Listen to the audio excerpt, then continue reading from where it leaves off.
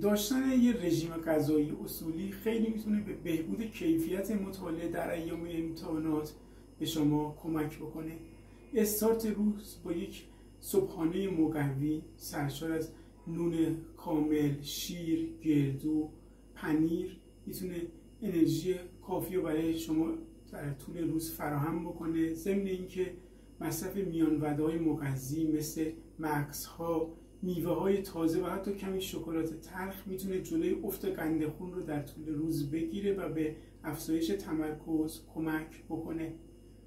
اسیدهای چرب امگا 3 اصولاً منجر به افزایش حافظه فرد میشن. میتونید اون رو از طریق دریافت ماهی‌های چرب و یا مکمل امگا 3 دریافت بکنید و سعی بکنید در ساعات انتهایی روز دریافت نوشیدنی‌های کافئین دار مثل کوکاکولا، قهوه و نوشیدنی انرژیزا رو محدود بکنید، چون کیفیت خواب رو میارن پایین. به جای اون میتونید مصرف شیر گرم و موز داشته باشید که منابع خوب تریپتوفان هستن و با افزایش سطح سروتونین منجر به بهبود کیفیت خواب میشن.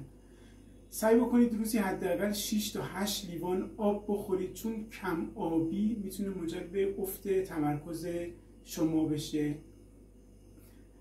دریافت فست فودها و غذاهای چرب رو محدود بکنید، به خاطر اینکه منجر به خستگی و کاهش تمرکز میشن. ضمن اینکه مطمئن بشید که دچار کمبود آهن و ویتامین B12 نیستید، چون کمبود اینها منجر به افزایش خستگی میشه.